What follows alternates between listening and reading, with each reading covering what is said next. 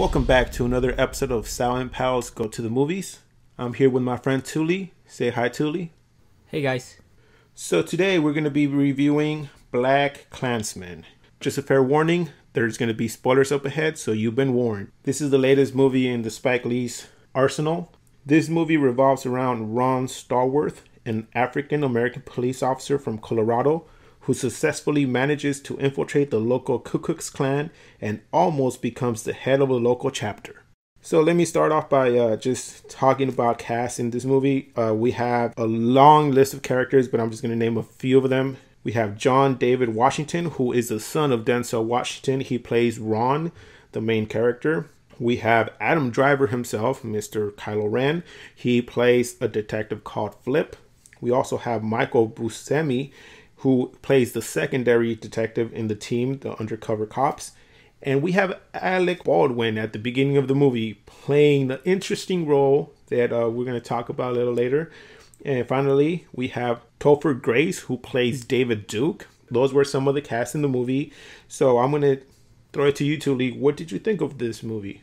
For me, it wasn't my standard type of movie that I would go out and see. As a disclaimer, just for myself, I want to stray away from like getting too political or talking about the political aspect about this movie, because I know that there was definitely an agenda in the movie, like the messages that they were trying to convey, things that they wanted to show that happened throughout history and that might still be going on today. Those I want to stray away from. I'm trying to just base my evaluation of the movie strictly from a creative perspective, how a movie, stands alone based on its plot, character development, the music, etc., etc. So with that being said, I felt that this movie had a melancholy type of mood throughout the film, or throughout most of the film, other than maybe what happened at the end and maybe a few spots in between.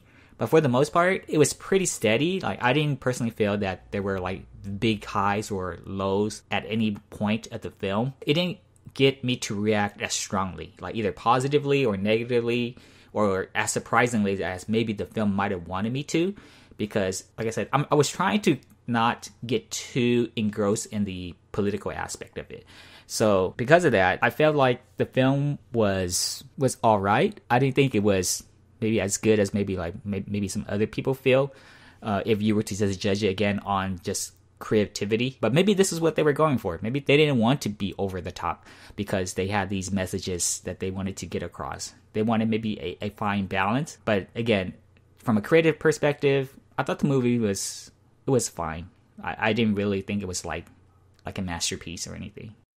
I agree with your whole points of the movie not being over the top. I really enjoyed the subtlety of the timepiece, that they actually made me feel like I was in the 70s with everything around, like the people, how they were dressed, how they acted, especially sometimes the words they were using, which a lot of people might get offended, but I think in a Spike Lee movie, you hear these words, and some people, when they see it in current movies, they get offended, but Spike Lee does it in a certain way that it kind of takes away from that, like, getting triggered. So yeah, I kind of agree with you that this movie was nothing that stood out. The pace was steady, no highs and lows, like you said.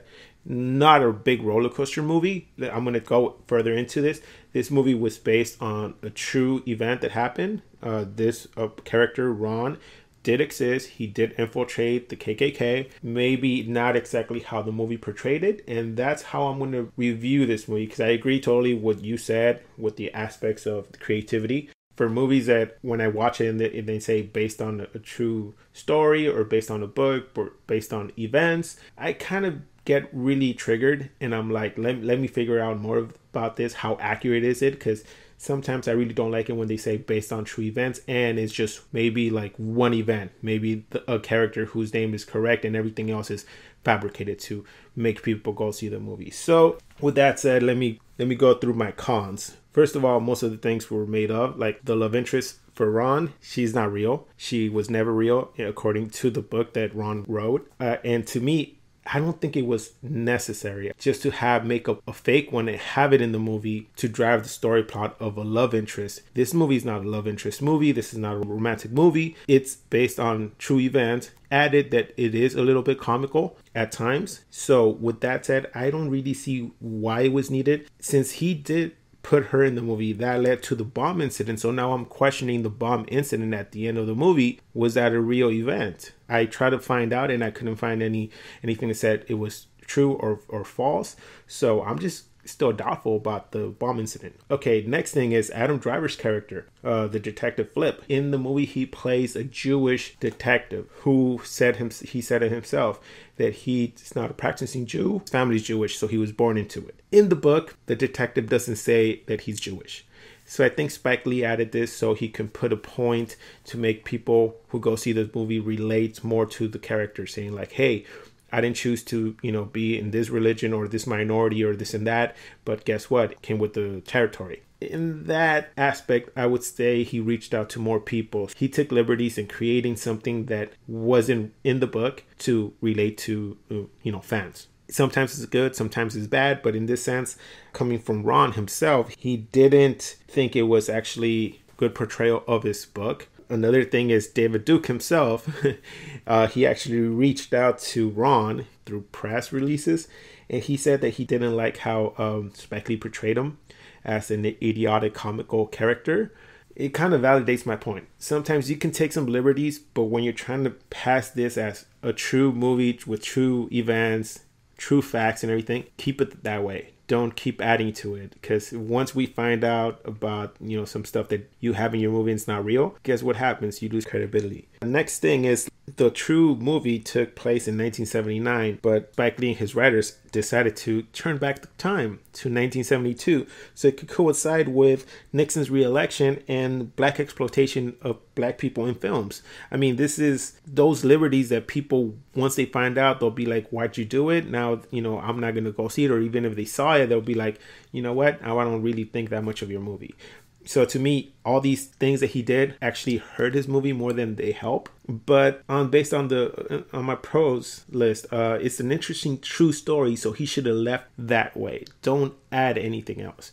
It parallels to current times. And then one of the quotes that comes to my mind when I saw this movie was, "Those who don't know history are doomed to repeat it." This quote kind of still feels like it's part of this movie, and once I started finding out that some of the things were not really as accurate as they portrayed it, my grade of the movie started going down. So let me ask you this, Touly. You saw the movie, you didn't know it was based on a book, or maybe if you did, but you didn't research it as much as I did. Now that I told you all these things, how do you see the movie as a fangoer? Do you feel let down, or do you feel that, hey, it's just a movie, I can live with it? Not really. I don't feel like my opinion changed after hearing what you just said about how Spike Lee took some liberties to make film. Like I said earlier, I already knew going into this film that there was an agenda behind it. That's why I tried to just let my criticism of the film be mostly, if not as much as possible, based on how good the film or the plot or whatever was implemented. I didn't care too much about how he turned back time to make it coincide with President Nixon's re-election and stuff like that. I mean, if I really thought about that, if I really considered it, then yes, I would give the movie a lower score. But again, I'm trying to just base it off on what I saw on screen in terms of, did I like these characters? Were they believable to me? Did the plot get me to react strongly at its supposedly, climax portions or stuff like that? And believe me, there were some stuff that I didn't like about it when it came to like the creativity side. Mm-hmm. Like you spoke about the girlfriend. Yes. You said that she was an unnecessary character because in terms of like the type of message that the movie was trying to get across, she wasn't really needed to get the point across, right? That's what you said earlier. Yes. However, for me, the way I looked at it, I didn't feel like the girlfriend was a believable character because I didn't feel like that character grew at all. Particularly at the end when she was like, well, this can't happen because I can't be with the enemy. And when she said that line, I was like, man, this character is very shallow. Yeah. I mean, again, disregard all the agenda, the politics, all that stuff. I mean, this guy, Ron, the character, he saved you from this explosion, and you're still gonna look at him in this negative light. I mean, again, character development, I feel like I just, in a way, I just didn't like her character. And then if I were to evaluate Ron because of the way he was acting around her, I mean, even, their partners, Flip and stuff at the police station, they were like, you shouldn't get personal with this. This is about the job. But yet he got personal because of this. It got kind of messy at the end. His desire to have a relationship with this woman. Again, from a creative perspective, I didn't like that aspect of it. I could have done without the girlfriend storyline. Yes. I wish there was just more about the fellas at the police station and doing this investigation. That, to me, was interesting. That, to me, it kept me in wanting to know what would happen next. When will they finally get caught, or will they get caught? And as we found out later, they did get caught by Felix because the other guy told him that, hey, this guy's actually a cop. That was when I was like, oh, crap. They found out. So now what are they going to do about it? So for me, again, judging it from a creative perspective, that's what I found interesting about the film. Not so much the personal agenda that Spike Lee was trying to, place into the film to get people to react a certain way. Again, with all the slurs and stuff being said, that didn't really get a strong reaction from me because, again, I already went in knowing that this was the type of movie I was getting into. So I tried to do away with that and just focus on the movie as a work of art. Okay, yeah, I agree with that. I can see, and I agree with your points. The thing is also that, like, when they try to trigger us with using those words, it didn't affect me, it didn't trigger me the way that other movies might have done. I think his main agenda was basically demonstrating that the investigation. And I, like you said, I wanted to know more about it. So that's why I did my research. And actually, there is more stuff to the investigation that he did not include. He included that there was a lot of police officers, even in the FBI, that were part of the Klan. And that's how they actually busted more people. And the reason why they stopped the investigation was, I guess, the captain himself did not want the investigation to go further because he didn't want news reporters to find out that one of the police officers who was Ron was part of the KKK and give a bad light to the actual department. If they would have kept the story the way it was or how it really happened by not including like the girlfriend, I mean, like you said, I feel the same way. I don't see why she was in the film. We could have done without. And at the same time, that makes them look bad at Black Panther, members. Like, oh, are they all shallow like this? Like, they can't, like, even though they say open your mind and, don't be a slave to, the system, they themselves are closing themselves up based on this character. She can't really see past, like, oh, Ron, you're a cop. I can't be with you. Girl, he just saved you. He showed you that cops could actually change the way things are from the inside, and you're still not going to accept it. You're not even going to, entertain the idea. So to me, she actually kind of got me a little mad. The only thing that I'm going to add to this is one of the scenes that I'm going to also ask you to tell me if you have a particular favorite scene of the movie. One of mine was when this happens almost at the end. The college kids were in the basement hearing a guy talk about when he saw his friend or getting lynched and how they did it and basically took pictures and sold them as postcards. And at the same time, we see the Klan initiating new members. And a little shortly after that, we see the KKK shouting, their white power chant. Then we switch to the college students starting shouting, black power, black power. This actually, to me, made a big impact, kind of like Spike Lee was telling me, like pointing it out, like, look, we will always have the two extremes from both sides. These students, like the girl said, we can't just fight the system from the inside. We have to, fight it head on versus the, KKK who are radicals. And there's like, the only way to, to stop this is by cleansing, which means, getting rid of all these people and people they don't agree with. So to me, like, these are the two extremes. You need to find a center ground where you can basically say, look, we're going to change by opening people's eyes to all these things are going on. And to me, it seems like a bigger message than having, like you said, the girlfriend, in the movie talking to Ron and then making Ron deviate from his investigation to like, make it personal. So to me, that was a bigger message than anything. And the whole message was that it opened our eyes, even though we knew that there's corruption in the police departments, politics, and the whole system in itself, even up to the president. and he did take a lot of jabs to the president, like little jokes, making people say, hey, yeah, we're never going to elect somebody with these morals or basically does stuff like this. To me, all this played, that was the main message, and Spike Lee kind of deviated from it by making all his choices.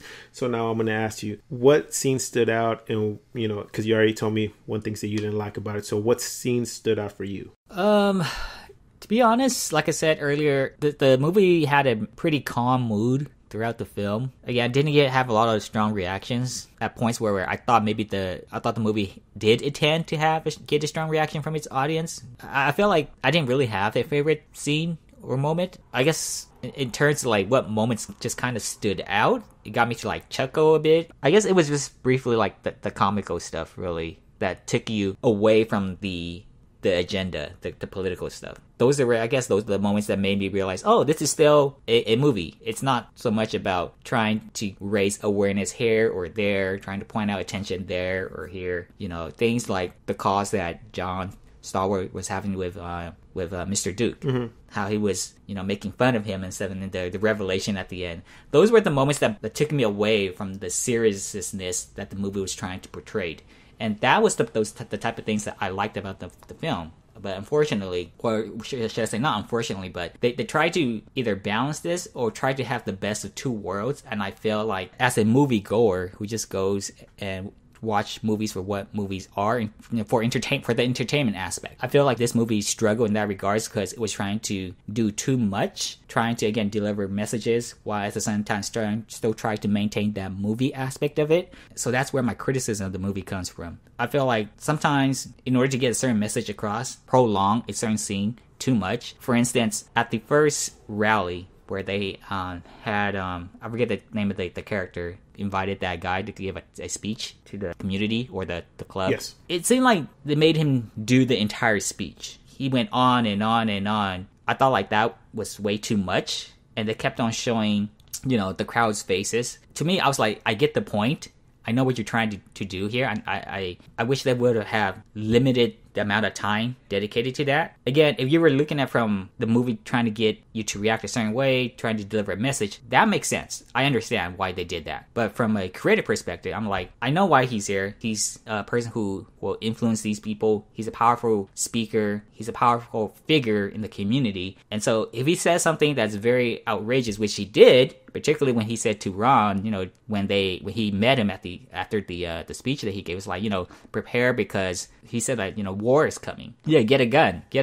See, how they decreased the amount of time just for the speech and cut to that scene when he said that, then I was like, yeah, that would to me would have been more powerful because, you're patching a huge punch in such a little amount of time. I could imagine for myself what's going to come next versus him spilling all these things, and now I have to take in everything, try to see where they go from here. Like, give me like 30 seconds of the speech, and then go into that scene, and then I was like, I get it. I know where you're going. That's where my criticism comes. Sometimes the plot kind of is not as powerful as it should be, because they linger way too long than necessary. Again, this is coming from a creative perspective, not from the agenda that they were trying to get across. No, I mean, I saw the same thing as you did. There was some things that went too long, some other things that I would have liked them to build up to or actually prolong that they didn't. Especially the way Ron and David Duke had their conversations, because I knew that was a big part of infiltrating them, gaining his trust.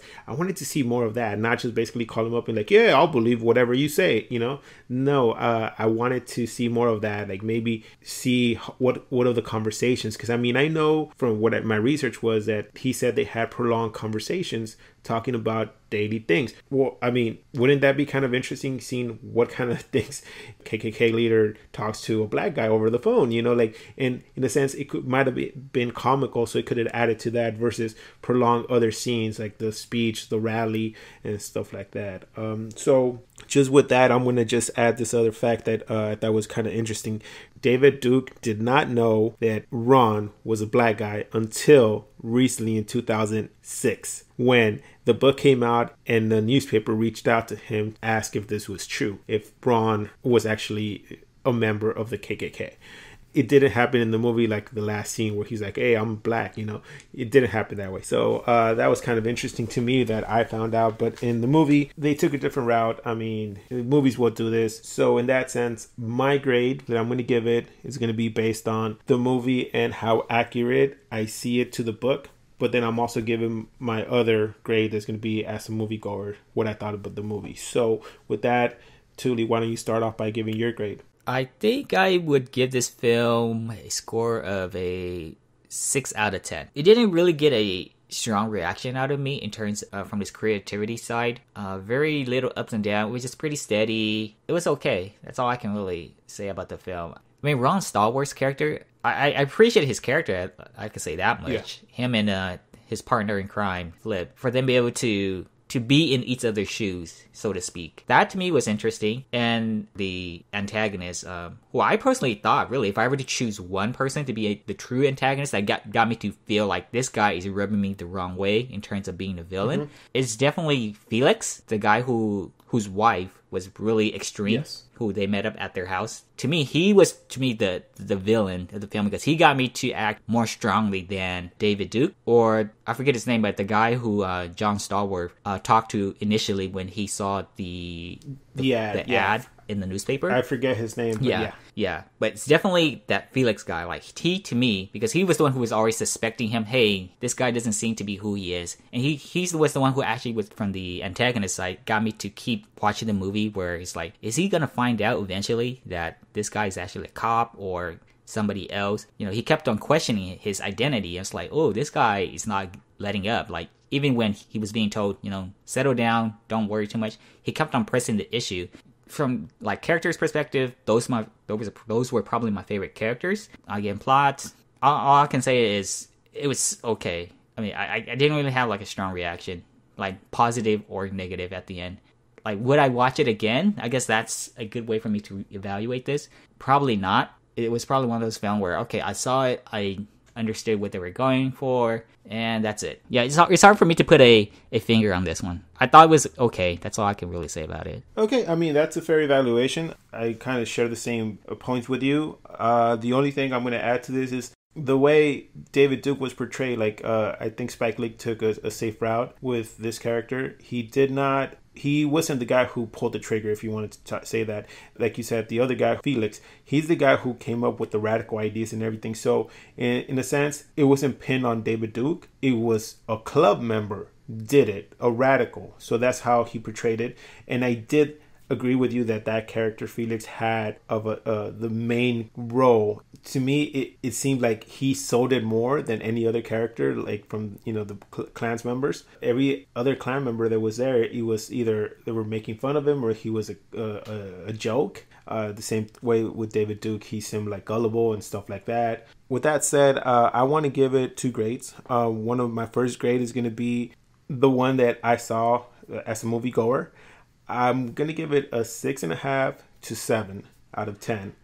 But then after researching it and finding out that some of the things were not really accurate, it went lower. It went to 5.5 to 6 for me out of 10. So in that sense, if I would tell people if they want to go see it, I wouldn't basically tell them don't go see it. Go see it if you want. But just have in mind that some of the things you're going to see on screen is not 100% accurate. So don't take it as, you know, as the true thing that Spike Lee's trying to portray. Don't get riled up. Don't do your own investigation before you start telling the people that this is how it actually happened. Yeah, for me, it's almost the same thing. Like you said, I don't know if I wouldn't want it to recommend it, but if people are interested, go see it. It is a comical movie to see with a hidden message. This is a movie that tries to give a message, and I think it was not really well done. So for Spike Lee to come up with this, he could have done better. So with that said, we're going to wrap this episode up for BlacKkKlansman. Join us next time when we review the Happytime murders. And remember, social media is down in the description, and hit us up if you have any questions. And remember, keep watching movies.